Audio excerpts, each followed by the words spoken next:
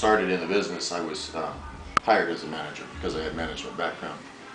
And the DJ thing, I had a love for music, so I used to kind of every now and then I would go talk to one of the other DJs and say, hey, you mind playing this, playing that, just to see what people's reactions were to the music I was giving them, stuff that they weren't familiar with.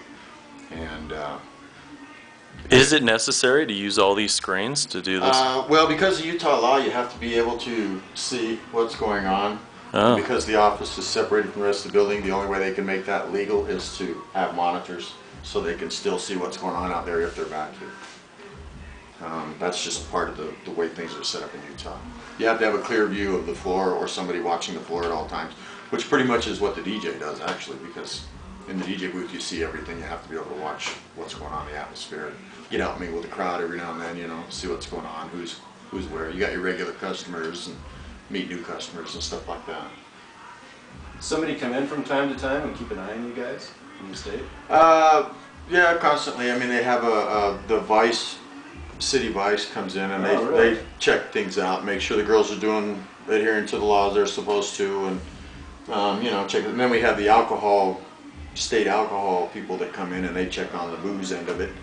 And when you mix the boobs and booze, you know, they're watching both sides. So, but I mean, realistically, some of the laws to me, because I came from out of state, I came from Arizona, where they do have lap dancing down in Tucson, and to me, a lot of the laws were kind of silly. They're just, you know, I think the main issue is what they're looking for is prostitution, the sexual crimes, you know, the perverts and stuff, people doing whatever weird stuff, and alcohol, abusing, you know, alcohol in different ways or whatever they're looking for there. But do you ever get a vice cop that falls from grace? That falls from grace? I don't know about that.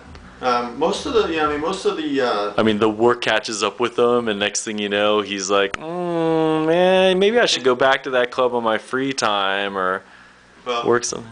I have two things I could tell you real quick. One, I worked in like 4 different cities and clubs here in Utah, and all the police officers have been really cool. They understand the situation, the business. They know what they're trying to curtail as far as the laws and everything, and never had any problems with them. I've always had good rapport working with the police, and never had any cops try to overstep their bounds. We did have a guy try to impersonate a police officer one time and come in saying he was a police officer, and I had a couple police officers come down and meet him, and they were really happy to chat with him. But I had a situation, just to give you a little telltale story. Salt Lake County Vice at the time. This was in the county at the time. Now it's in South Salt Lake City. And the county Vice came in one night. I had an entertainer that was breaking some Vice laws. And I had said something to her a couple of times already about what she was doing. And she just wasn't paying attention to me. And they came in, and I told the Vice cop, I said, you know what? He said, you know, we're going to ticket her. And I talked to him for a minute, and I said, you know what? I said, can you just warn her? I said, I've talked to her about this twice now, and I said, can you just put the fear of God into her and, you know, kind of ease off a little bit and see if it does any good first, and then nail her next time if she does it. And he said, okay, no problem. I brought the Vice Police back into the office to talk to her. I called her off stage, and I said, you need to come into the office, you know, they want to talk to you. And she had it made. She could have easily just been reprimanded and just done what she was supposed to do and not had any trouble at all. Instead, she came into the office with an attitude to the police, and her words, quote, "What do the fucking pigs want now?" Wow. And they said, they looked at me and they said, "Sorry," and I said, "No problem." She was fired. She was fired on the spot. They just gave her a ticket, or did they? Because when you break a rule like that, typically we would fire you on the spot. If we'll give you a warning shot, but if they're going to ticket you, no. And she blew it. All she had to do was just be courteous for 5 minutes and find out what they had to say, listen to it. What law was she? And they would have let her slide. Instead, she ended up getting fined, getting a ticket, and getting fired. So it's kind of funny, but it's there again. The individual, she treated the situation the way she thought she had to, and got not just defensive but offensive.